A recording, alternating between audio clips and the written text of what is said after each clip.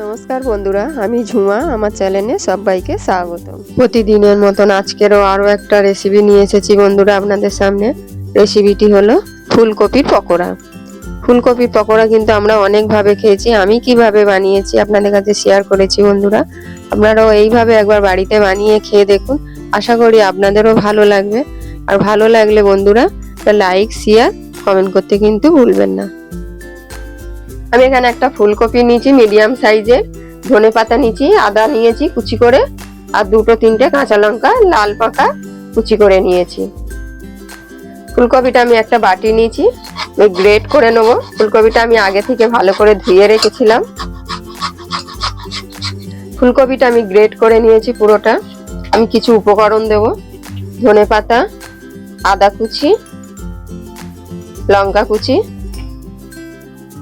1 চামচ কালো জিরে, পরিমাণ মতো নুন, 1 চিমটি হলুদ, 1/2 চামচ ধনের গুঁড়ো, 1/2 চামচ লঙ্কার গুঁড়ো, এটা ঝাল লঙ্কার গুঁড়ো। আমি 2 চামচ বেসন দেবো, 2 চামচ বেসন, 2 চামচ চালের গুঁড়ি,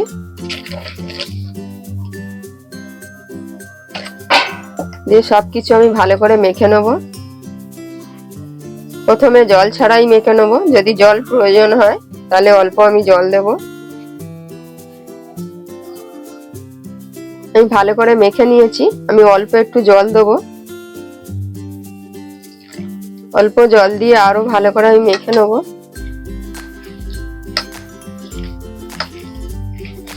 খুব ভালো করে মেখে নিয়েছি, ঠিক এই রকম হবে, একটু শক্ত শক্ত।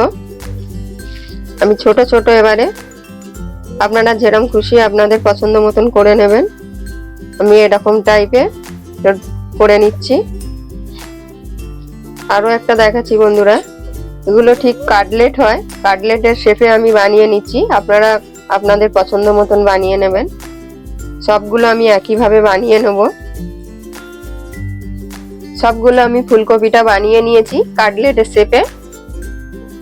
আমি একটা ফ্রাইং প্যান বসিয়েছি, গ্যাস অন করে দিয়েছি। আমি এখানে সাদা তেল দেব। সাদা তেলটা পরিমাণ মতন দেব। তেলটা খুব ভালো করে গরম করে নেব। গরম হয়ে গেছে, আমি একে একে একটা একটা ছেড়ে দেব।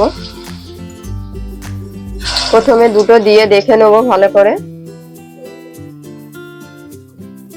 তেলটা ঠিকঠাক গরম হয়েছে, আমি সাইড থেকে আরো দিয়ে দেব। গ্যাসটা আমি এখন একদম কমিয়ে দিয়েছি তেলটা গরম হয়ে যাবার পরে।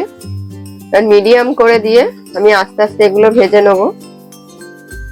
গ্যাসটা যদি জোরে থাকে বন্ধুরা তাহলে কিন্তু পুড়ে যাবে, ভেতরে কাঁচা থেকে যাবে। মিডিয়াম আঁচেই ভাজতে হবে।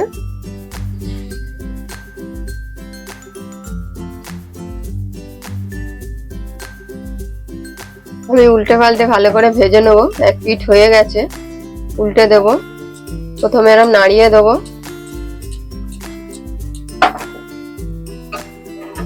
এরকম ঘুরিয়ে ফিরিয়ে কিন্তু ভালো করে লাল করে ভেজে নিতে হবে।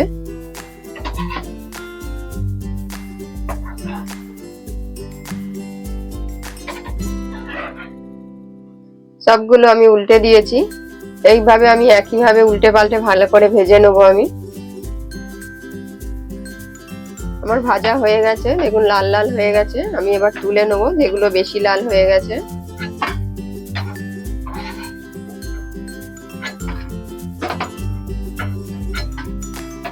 আমার এই ফুলকপির পকোড়া রেসিপিটি কেমন হয়েছে অবশ্যই বন্ধুরা কমেন্টে জানাবেন। আর আপনারা এইরকম শীতকালে পকোড়া বানিয়ে খেয়ে দেখুন ফুলকপির, আশা করি আপনাদেরও ভালো লাগবে। আর ভালো লাগলে বন্ধুরা একটা লাইক, শেয়ার, কমেন্ট করতে কিন্তু ভুলবেন না।